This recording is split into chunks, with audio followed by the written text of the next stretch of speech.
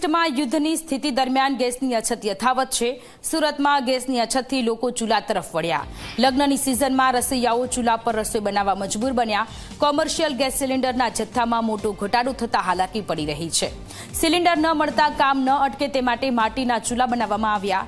રસોઈયાઓ માટે ચૂલા પર રસોઈ બનાવવી એક પડકાર છે। સુરતમાં ગેસની અછતથી લોકો ચૂલા તરફ વળ્યા છે। લગ્નની સિઝન અને લગ્નસરાની સિઝનમાં રસોઈયાઓ ચૂલા પર રસોઈ બનાવવા માટે મજબૂર બન્યા છે।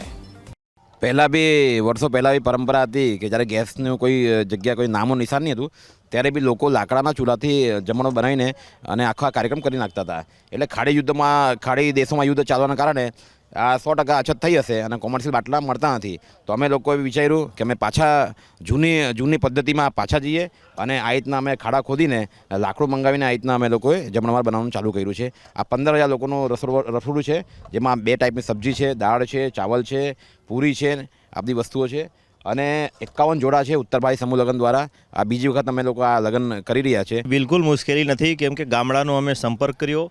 ગામડાના જે વડીલો છે તે લોકોએ કીધું કે ભાઈ આ તમે ક્યાં હું કેમ બુઝાવો છો?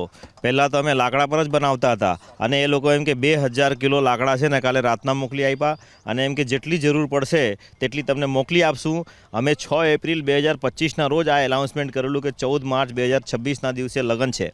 હવે એ લગ્ન જાનૈયાઓ જે આવવાના છે ને જમાડ્યા વગર તો મોકલી શકીએ નહીં, તો એને આ આપદાને અમે અવસરમાં પરિવર્તિત કર્યું છે અને જે રીતે અમારા વડીલો આ કરતા હતા તે રીતે અમે પાછા ઓલ્ડ ઇઝ ગોલ્ડ પર આવ્યા છે અને અત્યારે આ જમવાનું સ્વાદિષ્ટ છે ને અમે બનાવીએ છીએ લાકડા પર।